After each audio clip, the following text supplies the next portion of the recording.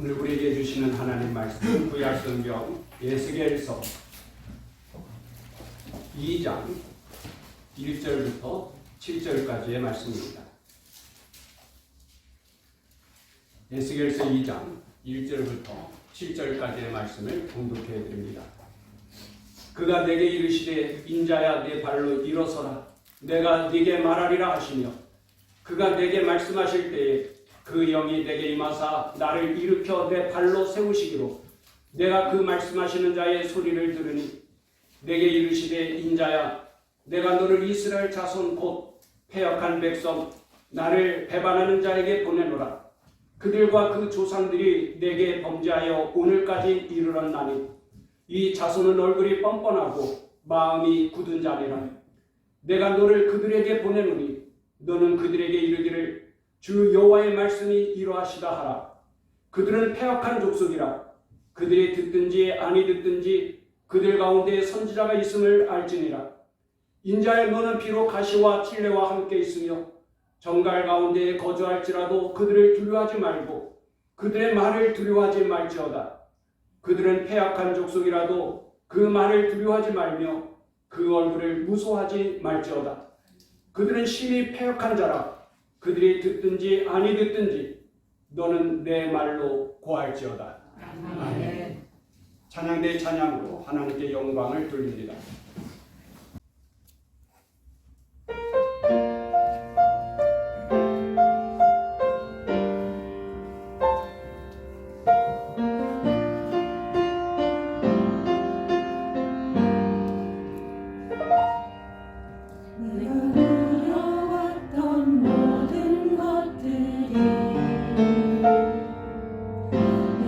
지나왔던 모든 시간이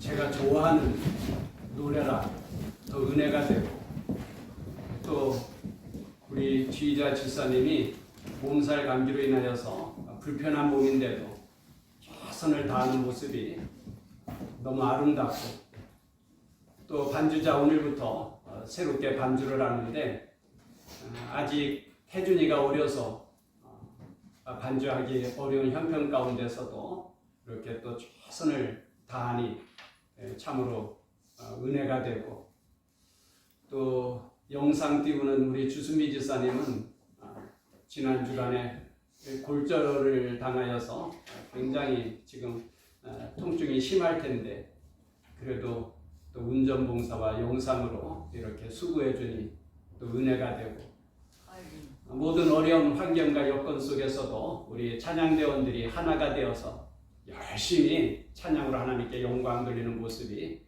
참으로 아름답고 은혜가 넘칩니다. 아멘. 세상 사람들은 실력을 보고 오늘 찬양 모든 것이 아름답게 화음도 잘 맞고 박자와 리듬이 다 완벽하면 은혜가 된다 그러는데, 하나님은 그런 것 보시지 않아요. 하나님이 보는 것과 사람이 보는 것이 다르죠.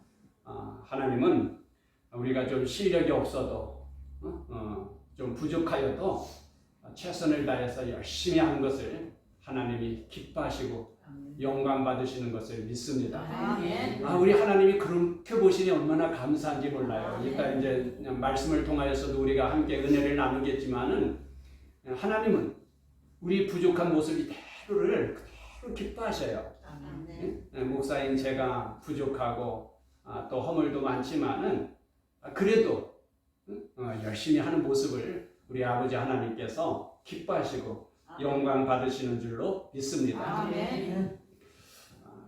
옛날에 정치 지도자들은 치열한 경쟁 속에서도 마음의 여유를 갖고 또 유머가 있는 훌륭한 분들이 그래도 있었던 것 같은데, 요즘 정치인들을 보면 참 너무나도 서로 비난하고 헐뜯고 싸우는 모습을 보면서 마음이 안타깝죠.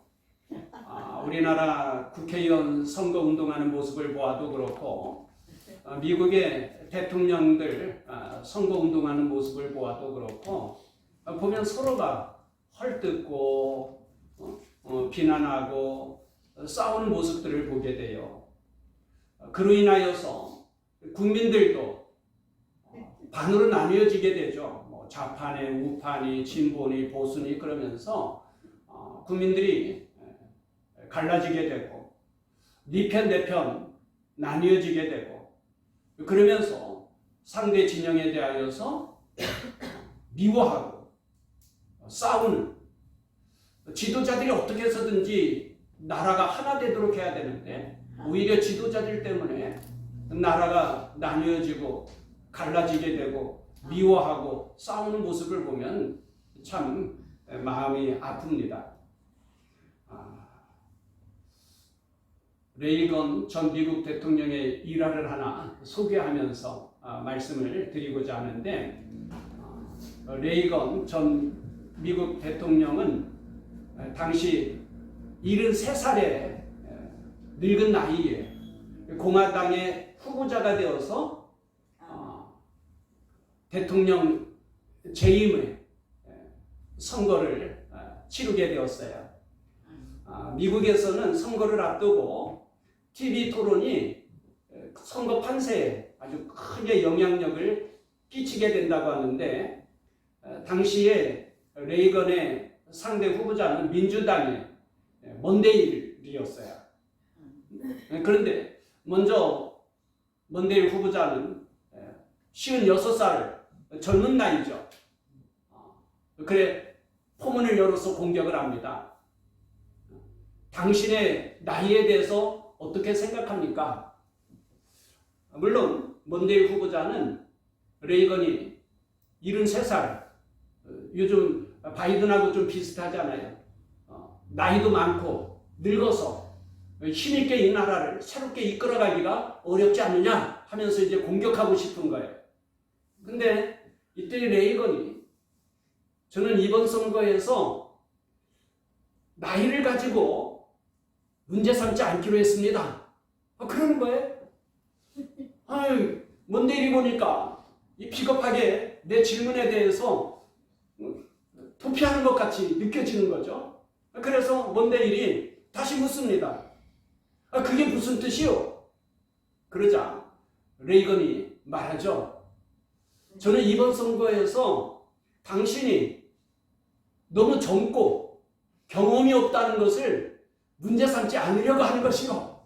그러자 시청자들이 막 폭소가 터지게 되고 또 먼데일도 할 말을 잊은 채 함께 웃을 수밖에 없었다는 거예요. 서로 얼굴을 붉히면서 진흙탕 싸움을 벌일 수도 있는데 유머로서 그냥 자연스럽게 넘어가는 그 모습이 멋있지 않아요? 우리가 정치인들 보면서 실망하기에 앞서서 오늘 우리들이 먼저 마음의 여유도 있고 웃음도 잃지 않고 살아갈 수 있다면 얼마나 좋을까요? 어려운 일을 당했을 때에 또 속상한 일이 있을 때에 화내지 말고 분노하지 말고 좀 마음의 여유를 가지고 웃을 수 있다고 하면 참 좋을 것 같아요. 우리는 예수 믿는 사람들로서 예수님을 닮아가야 되지 않아요? 예수님께서는 십자가에 달리셔서도 당신을 조롱하고 욕하는 무리들을 불쌍히 여기면서 그들을 위하여 기도하지 않았습니까?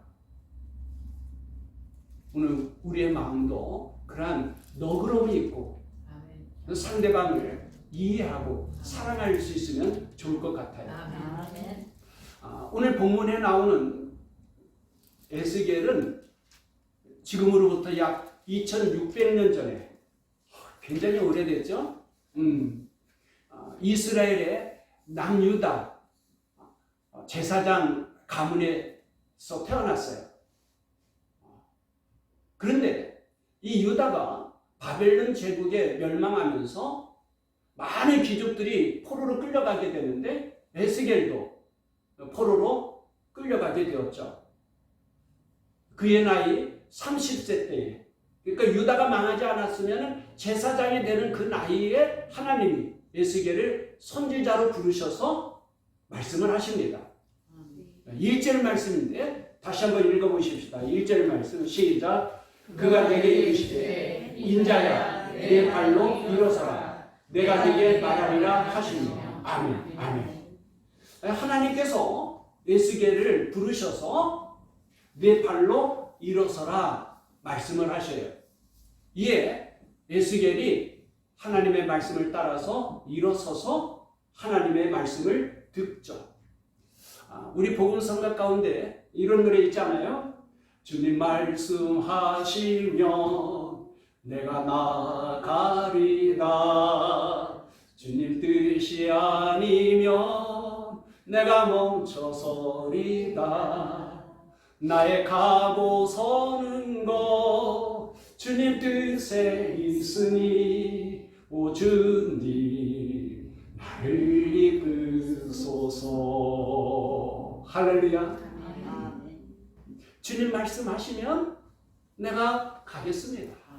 주님 뜻이 아니면 멈추겠습니다. 내가 주님의 뜻이면 일어나고 주님의 안지를 하면 앉겠습니다. 주님 말씀 따라서 하겠습니다. 그거죠.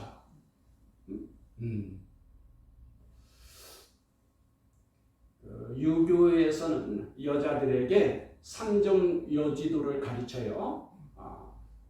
여인들이 따라야 할 세 가지가 있다는 거죠. 어렸을 때는 부모님을 따르고, 결혼하면 남편을 따르고, 늙으면 아들을 따르고. 이거 어떻게 그렇게 잘 알아요?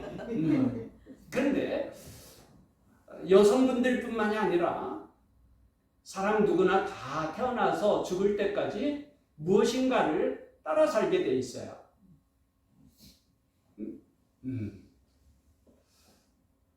어렸을 때는 먹을 것을 따라 움직이죠. 어린아이에게는 먹을 것이 최고예요. 아멘. 먹을 것만 준다면. 그 애기들 보세요. 먹을 거 안 먹을 거 가리지 않고 막 입에다가 이제 태준이가 그 나이 지났네. 이 어렸을 때는 낯선 사람이 먹을 것 가지고 유혹하면 그냥 따라가는 거예요. 엄마가 안 된다, 낯선 사람이 그러면 따라가면 안 된다 가르쳐줘도 당장 눈에 보이는 게 먹을 거면, 그죠? 그래, 낯선 사람인데도 따라가서 부모님을 잃기도 하고 또 유괴당하기도 하고 불행에 빠지기도 해요. 먹을 것을 너무 좋아하니까 먹을 것을 따라가게 되고 그래서 불행해지는 경우가 생기게 되죠. 아이가 조금 더 크면서 학교에 다니게 되면 그때는 친구를 따라 움직이는 거예요. 그때부터는 부모보다도 친구의 말을 더 따르게 되고 친구를 더 좋아하게 되고 그렇게 되는 거죠. 친구 따라 강남 간다고 좋은 친구를 만나야 되는데 나쁜 친구 만나게 되면 가서는 안 될 곳도 따라가게 되고요. 탈선하게 되고 그러잖아요. 우리의 자녀들이 좋은 친구를 만나도록 기도해야 될 줄로 믿습니다. 좋은 친구 만나는 게 축복이에요. 그러다가 조금 더 크면 어때요? 이성을 따라가게 돼요. 그러면서 결혼할 배우자를 찾게 되죠. 그렇게 결혼을 하게 되면 보통의 경우 30대, 40대는 돈을 따라 움직이는 거예요. 그때는 돈 벌 수 있는 것이라 그러면 물불을 가리지 않습니다. 돈이 최고인 거예요. 그러다가 한 50세쯤 되면은 돈이 어느 정도 모아졌고요. 그러면은 그때는 사람이 명예와 권력을 따르게 되는 거예요. 그러면서 늙어가게 되죠. 죽을 때쯤 되면 어때요? 야, 지금까지 그렇게 따랐던 모든 것들이 다 헛되다 생각되는 거예요. 그러면서 인생이 허무하구나. 그렇게 슬퍼하고 탄식하게 되는 거죠. 그러나 예수 믿는 사람들은 그런 세상의 것을 따르는 게 아니에요. 하나님의 말씀을 따르는 거죠. 아멘. 하나님의 말씀을 따라 살아가는 거예요. 에스겔이 하나님의 말씀을 따라서 일어서서 하나님의 말씀을 들을 때에 성령이 임하시게 됩니다. 아멘. 2절 말씀 같이 읽어보십시다. 2절 말씀 시작. 그가 내게 말씀하실 때에 그 영이 내게 임하사 나를 일으켜 내 발로 세우시기로 내가 그 말씀하시는 자의 소리를 들으니. 아멘. 아멘. 무엇이 내게 임했어요? 그 영이 그랬는데 하나님의 영, 성령이 임하셨다는 거예요. 하나님의 말씀이 선포되고 하나님의 말씀을 들을 때에 무엇이 임해요? 성령이 임하셨다. 얼마나 아름답고 영광스럽습니까? 오늘 이 자리도 하나님의 말씀이 선포되고 우리가 하나님의 말씀을 들을 때에 성령이 임하시고 아멘. 성령의 역사하시는 축복이 있기를 바랍니다. 아멘. 이어서 나를 일으켜 내 발로 세우시기로 하였는데 그 앞에서 하나님이 일어서라 그래서 일어섰어요. 그런데 이 뒤로부터는 이제 성령이 임하셔서 성령이 힘을 주시고 성령님께서 도와주시는 거예요. 성령님께서 나를 일으켜 주시고 나를 세워 주시는 거예요. 여러분, 우리가 하나님의 말씀만 들어서는 원리를 알 뿐이지 행할 수 있는 능력은 없어요. 어떤 일을 행할 때는 성령의 권능이 필요한데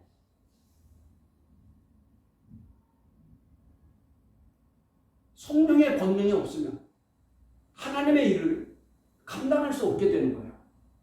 여러분, 예수님의 제자들이 예수님으로부터 다 배웠어요. 그래서 다 알아요. 그것은 원리를 아는 것이지 행할 수 있는 능력은 없는 거야. 예수님께서 오직 성령이 너에게 임하시면 뭐가 임하면? 성령이 임하시면. 아멘. 그 제자들이 예수님의 말씀을 따라서 함께 모여서 기도하기에 온 힘을 다 기울여요. 그때에 성령이 임하시게 되니까 권능을 받게 되고 아멘. 그래서 세상을 이기고 아멘. 세상을 변화시킬 수 있게 된 거예요. 아멘. 할렐루야. 아멘. 오늘날 그리스도인들을 보세요. 말씀을 많이 들어서 아는 건 다 알아. 지식적으로는 박사예요. 성경 이야기하면 목사가 못 따라가. 그런데 행하지는 못해. 다 아는데 행하지는 못해. 능력이 없는 거야. 능력이.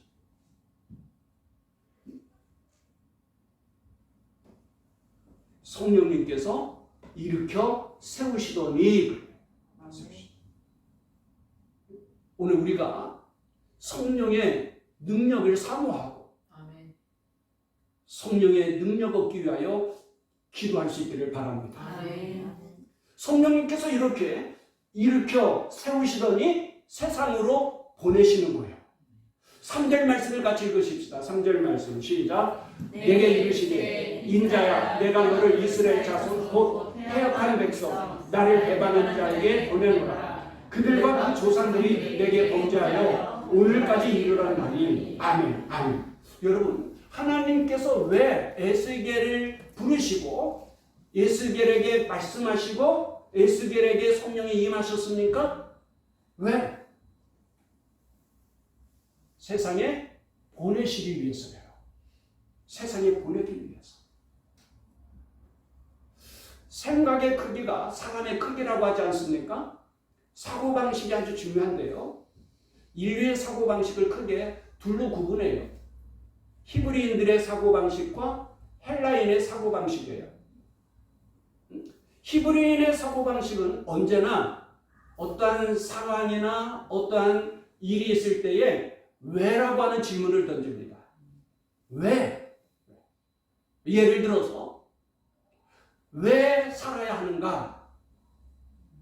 왜 일해야 되는가? 왜 이러한 상황이 벌어졌을까? 왜가 중요해요.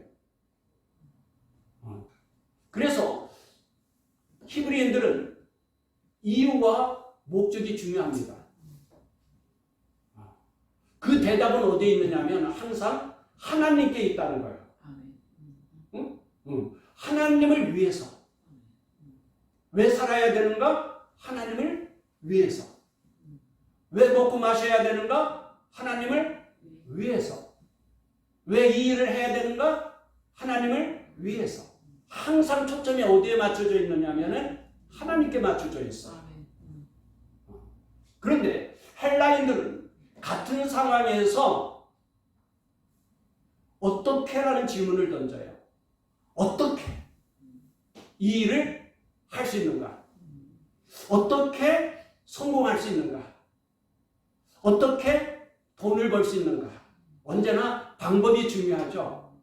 그래서 헬라인들은 철학과 과학이 발달했어요.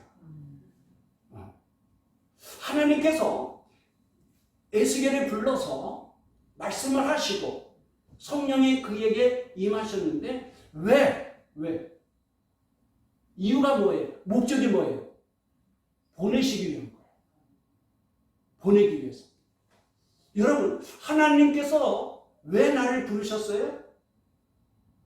왜 나에게 은혜를 주셨어요?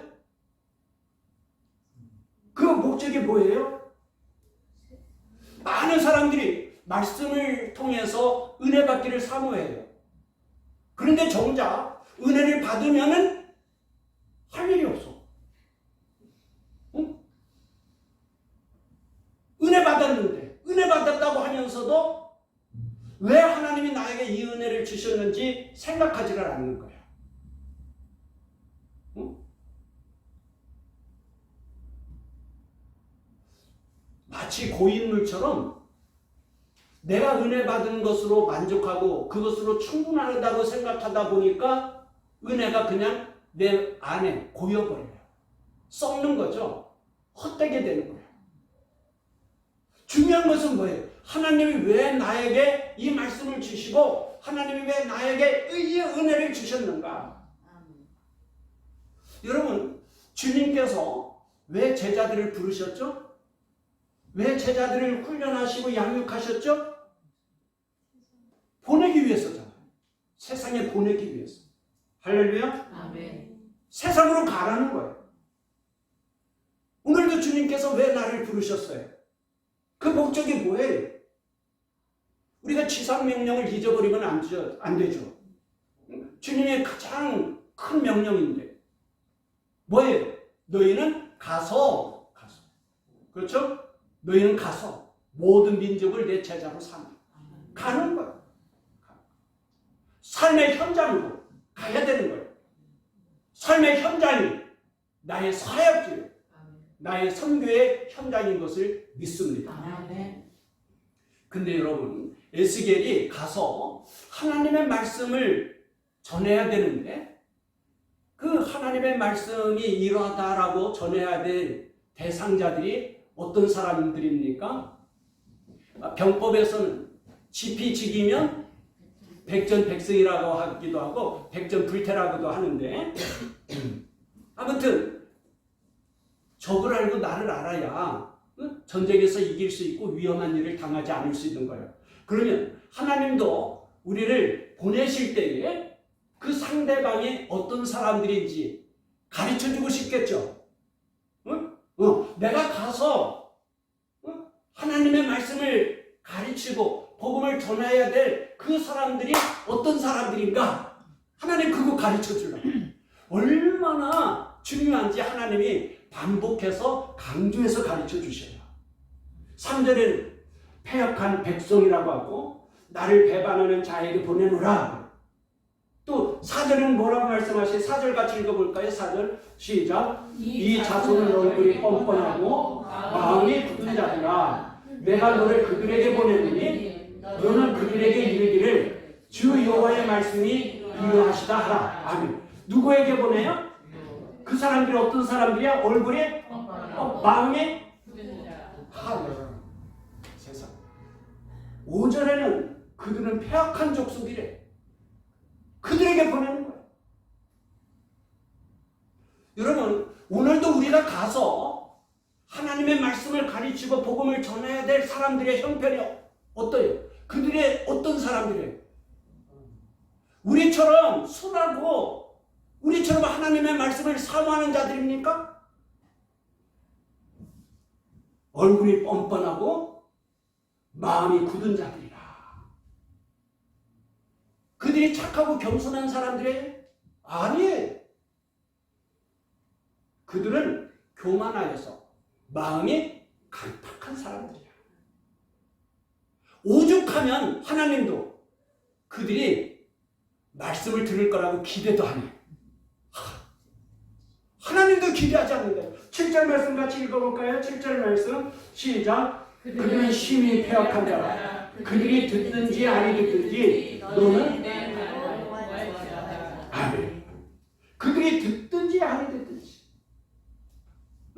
하나님께서도 기대도 안 한다니까. 여러분, 하나님께서 에스겔 이전에도 선지자들을 보냈어요? 안 보냈어요?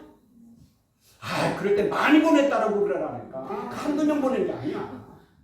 많이 보냈어. 그런데 그 많은 선지자들이 하나님의 말씀이 이렇습니다 하고 전하니까 어때요? 들어요? 안 들어요?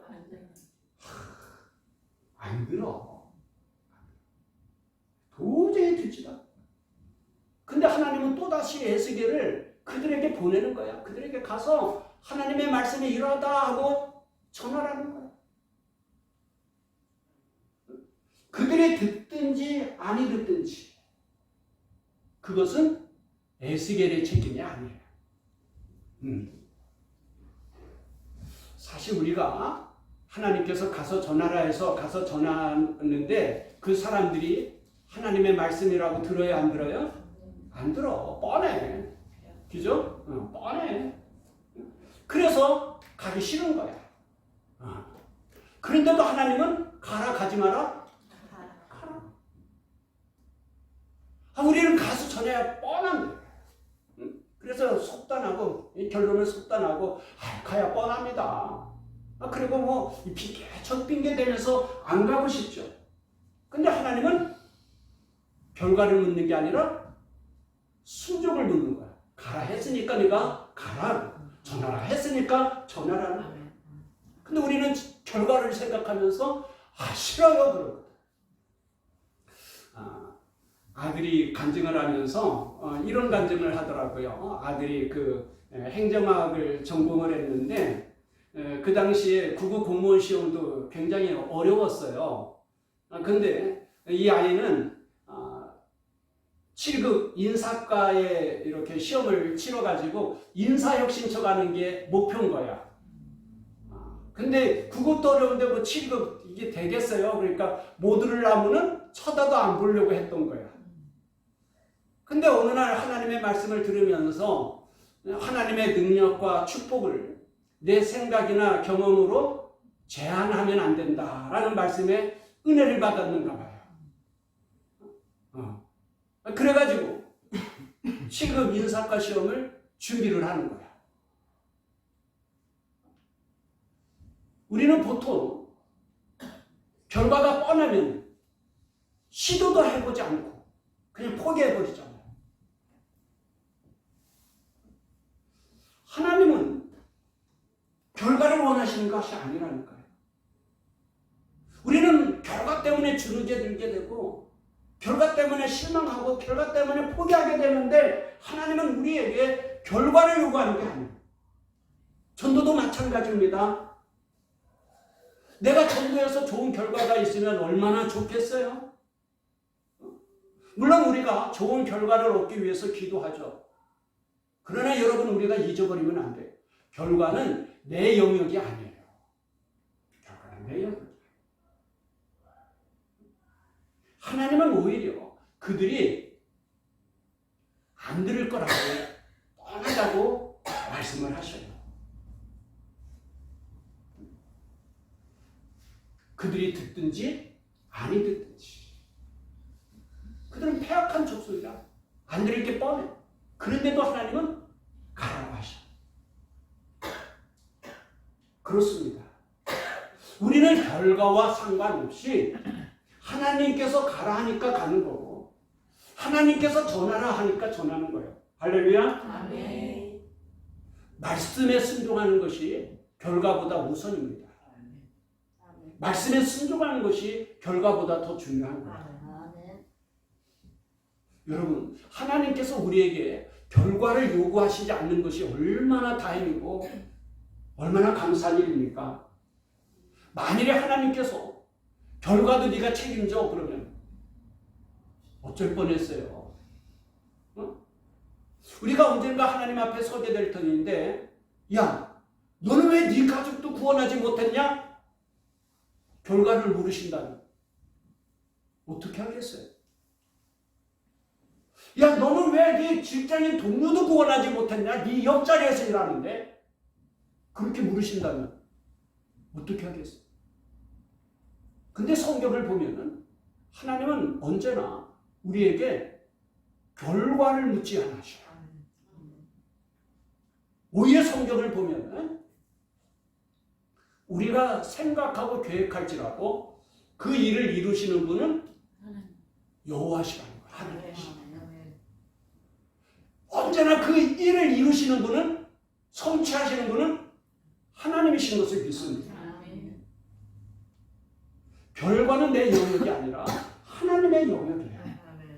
너는 단지 믿고 순종하라는 거야. 충성하라는 거야. 우리가 언젠가 마지막 날에 하나님 앞에 섰을 때에 주님께서 전하라고 해서 전했습니다. 그럼 끝이에요. 충분해. 주님이 더 이상 요구하시지 않아요. 왜? 결과는 내 영역이 아니기 때문에. 내 책임이 아니기 때문에. 그러니 여러분 가서 전하기만 하면 되는데 쉬워요? 어려워요? 가서 전하기만 하면 됩니다. 그런데 결코 쉽지가 않아. 왜 그렇죠? 6절 말씀 같이 읽어보십시다. 6절 말씀 시작. 인자야 너는 비록 가시와 찔레와 함께 있으며 정갈 가운데 거주할지라도 그들을 두려워하지 말고 그들의 말을 두려워하지 말지어다. 그들은 폐악한 족속이라도 그 말을 두려워하지 말며 그 얼굴을 무서워하지 말지어다. 아멘. 우리가 누구와 함께 있어요? 응? 내 삶의 현장에 갇혀 있는 사람은 나를 아프게 찌르는 가시와 찔레야. 가시와 찔레와 함께 있으며, 그러니 여러분, 그들이 내가 하나님의 말씀을 전한다고 해서 아멘 그러겠어요? 응? 얼굴이 뻔뻔하고, 응? 마음이 교만하고 폐역한 사람들인데 내가 하나님의 말씀이라고 전하면 아멘 그러겠어요? 귀에 거슬린다며 화를 내고 가시로 찌를 거예요.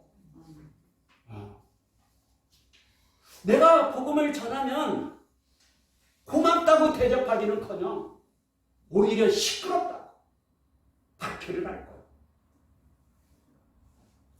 정갈 가운데 거주할지라도 그래요. 저는 정갈에 물려본 경험이 없어서 정갈에 물리면 얼마나 아픈지는 잘 모르겠는데 성경을 보면은 가장 큰 고통을 말씀하실 때에 정갈이 찌르는 것으로 비유해서 말씀하시더라고요.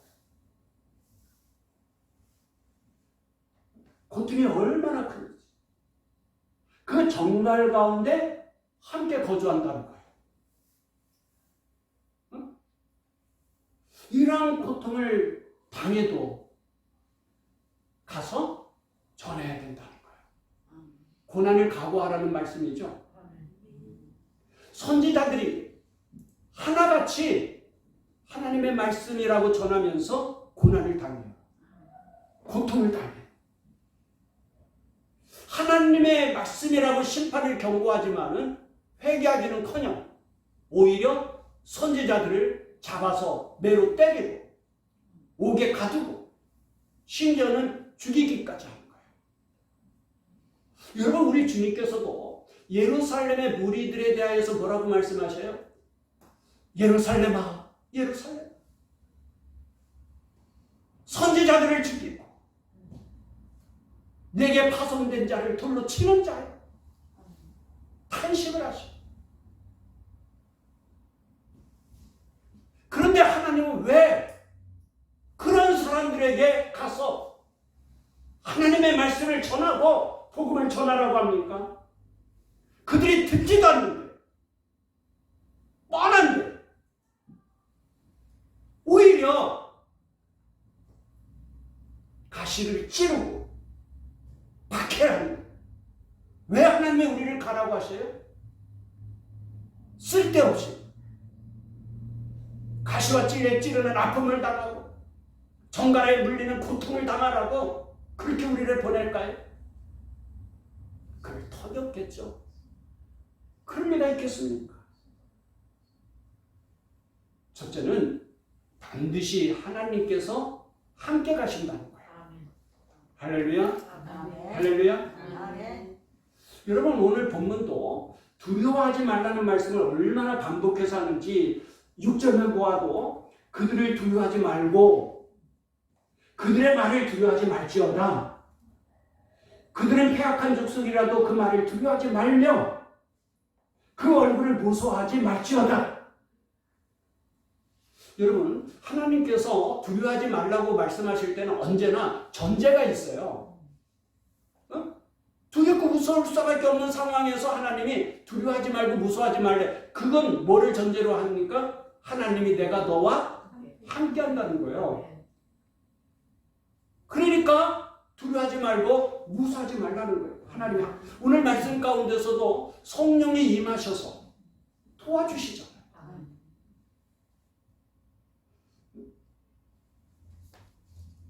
여러분, 하나님께서 이스라엘 백성들을 불뱀과 정갈이 있는 위험한 광야에서 지켜주셨다 그래요.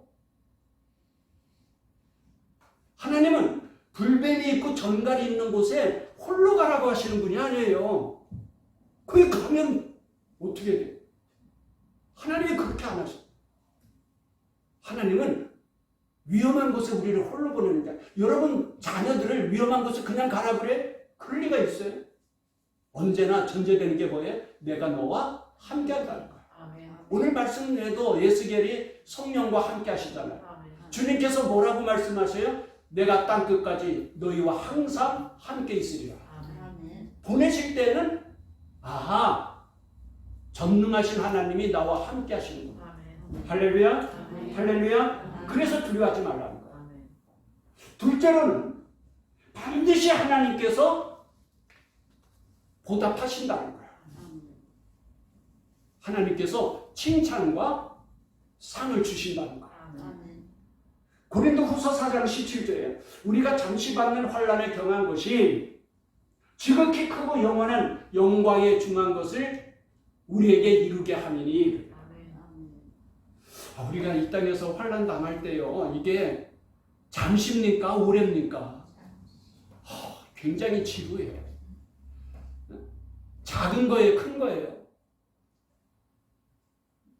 굉장히 견디기 어려워. 그런데 고린도후서 4장 17절은 잠깐이래요. 왜 잠깐이에요? 영원에 비교하니까 잠깐인 거예요. 할렐루야. 경한 것이래. 가볍대. 왜 가벼워요? 받을 상이 그만큼 크다는 거예요. 그것을 이루기 위해서 우리가 잠시 이 땅에서 환난을 당하는 것 뿐이라는 거예요.